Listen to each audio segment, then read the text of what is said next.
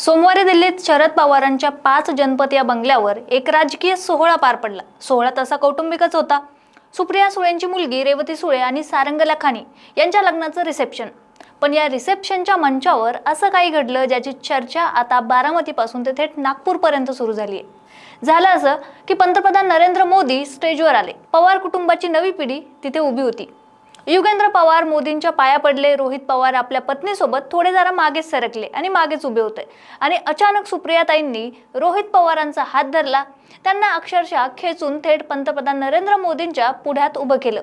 त्यानंतर काय घडलं, रोहित पवार आणि मोदींमध्ये काय बातचीत झाली आणि सगळ्यात महत्त्वाचं म्हणजे रोज भाजपावर आणि मोदींवर तोफा डागणारे रोहित पवार दिल्लीत मोदींसमोर आल्यावर गप्प का झाले, या 38 सेकंदाच्या क्लिप मागे दडलेला खरा राजकीय अर्थ काय तेच सगळं काही समजून घेणार आहोत। त्यामुळे व्हिडिओ शेवटपर्यंत नक्की बघा। नमस्कार, मी पूजा आणि तुम्ही बघताय सत्य पे सत्ता, प्रश्न तुमचे आवाज आमचा। दिल्लीत शरद पवारांचं निवासस्थान म्हणजे भारतीय राजकारणातला असा एक मंच जिथे वैचारिक वैरीही कटुता बाजूला ठेवून एकत्र येतात। रेवती सुळे आणि सारंग लखानी यांच्या विवाह सोहळ्यानंतर दिल्लीत एक भव्य रिसेप्शन सोहळा आयोजित करण्यात आला होता। विशेष म्हणजे एकाच मंचावर पंतप्रधान नरेंद्र मोदी, गृहमंत्री अमित शाह तर दुसऱ्या बाजूला विरोधकांचे प्रमुख चेहरे म्हणजे राहुल गांधी, सोनिया गांधी, प्रियंका गांधी उपस्थित होते। महाराष्ट्राच्या राजकारणात एकमेकांवर टोकाची टीका करणारे नेते दिल्लीत एकाच छताखाली गप्पा मारत होते। पण या सगळ्या सोहळ्यात भाऊगर्दीत कॅमेरा आणि नेटिझनचं लक्ष वेधून घेतलं त्या पवारांच्या नेक्स्ट जनरेशनने।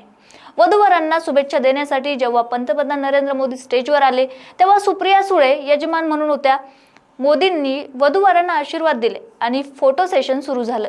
याच वेळी सुप्रिया सुळेंनी पवार घराण्याच्या तरुण पिढीची मोदींशी ओळख करून घ्यायला सुरुवात केली।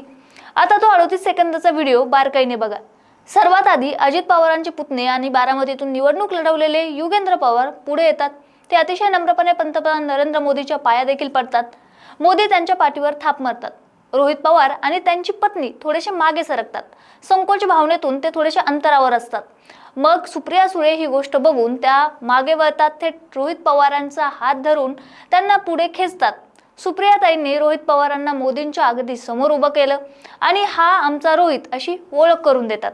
रोहित पवार मोदींना नमस्कार करतात। मोदी हसून त्यांच्याशी 2 शब्द बोलतात, कुशल विचारतात आणि मग पूर्ण पवार फॅमिलीचा मोदींसोबत एक फोटो सेशन होतो। आता प्रश्न पडतो, सुप्रियाताईंनी हात धरून पुढे ओढलं, यात एवढी चर्चा का कसली? मंडळी, चर्चा यासाठी आहे कारण रोहित पवार हे सध्या महाराष्ट्रातून महायुती सरकार आणि विशेषतः भाजपा विरुद्ध सर्वात आक्रमकपणे बोलणारे आमदार आहेत।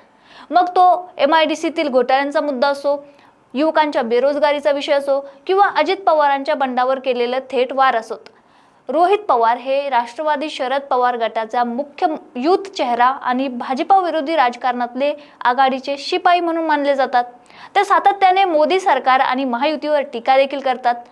महाराष्ट्राच्या राजकीय मैदानात जे रोहित पवार भाजपाच्या नेत्यांवर कडाक्यात आरोप करतात तेच रोहित पवार दिल्लीत मोदींसमोर अगदी शांत बसले होते, आदरयुक्त आणि संकोचलेले दिसले।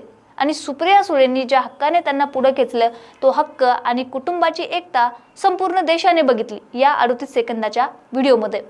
या 38 सेकंदाच्या व्हिडिओतून महाराष्ट्राच्या राजकारणाला आणि सामान्य जनतेला 3 मोठे संदेश मिळतात। एक, महाराष्ट्राच्या राजकारणात वैचारिक मतभेद कितीही टोकाचे असले तरी कौटुंबिक आणि सामाजिक कार्यक्रमात एकमेकांचा आदर करण्याची जी परंपरा आहे ती कायम राहते। शरद पवार यांनी ही संस्कृती जपली आणि तीच पुढे पुढच्या पिढींकडे पण देताना दिसले। 2 राष्ट्रवादीत फूट पडल्यानंतर पवार कुटुंब विभक्त झाल्याची चर्चा रंगल्या होत्या, पण सगळे पवार ज्या सहजतेने एकत्र दिसले त्यावरून राजकीय मतभेद वेगळे आणि कौटुंबिक नाते वेगळे हा संदेश स्पष्ट यातून दिसला। आणि तिसरं म्हणजे गल्लीत किंवा राज्याच्या विधानसभेत तुम्ही कितीही आक्रमक टीकाकार असतात तरी देशाच्या पंतप्रधानांसमोर योग्य तो मान राखणं हा संसदीय लोकशाहीचा शिष्टाचार आहे। रोहित पवारांनीही तो शिष्टाचार पाळला। तर मंडळी, हा 38 सेकंदाचा व्हिडिओ फक्त एका ओळखीसाठीचा किंवा एखाद्या फोटोसाठीचा नव्हता। तो दाखवून देतो की कॅमेरा समोर आणि टीव्ही समोर डिबेटमध्ये एकमेकांचे कपडे फाडणारे नेते प्रत्यक्षात एकाच मंचावर किती सहजतेने वावरू शकतात, किती प्रेमळपणे वावरू शकतात। काही लोक या व्हिडिओला रोहित पवारांची नरमाई म्हणत आहेत तर काही लोक याला सुप्रिया सुळेंचं लीडरशिप स्किल म्हणत आहेत। पण मंडळी, तुम्हाला काय वाटतं? सुप्रिया सुळेंनी रोहित पवारांचा हात धरून मोदींसमोर आणणं हा केवळ कौटुंबिक आपुलकीचा भाग होता की यामागे राजकीय मेसेज दडलाय? तुमचं मत आम्हाला कमेंटमध्ये नक्की सांगा, कारण त्यामुळेच कळतं की महाराष्ट्र काय विचार करतोय. आणि अशाच विश्लेषणासाठी बघत राहा सत्य पे सत्ता. प्रश्न तुमचे, आवाज आमचा. 2 महिन्यानंतर सिंगापूर ब्रांचला प्रमोशन होतंय तुझं. कॉंग्रॅच्युलेशन्स. काय ग, तुला आनंद नाही झाला? मॅडम, तुम्हाला माहितीच आहे की मला PCODचा त्रास आहे. दिवसभर फटीग असतो, सारखा मूड स्विंग होतो. उगाच एवढी जबाबदारी कशाला घ्यायची? अगं, एवढं सिरियस नाहीये ते. त्यावर सोपा उपाय आहे, डॉक्टर चाटेज होमिओपॅथी क्लिनिक. अगं, किती जणींनी तिथे उपचार घेतलेत. महाराष्ट्रात अनेक ठिकाणी त्यांच्या शाखा आहेत.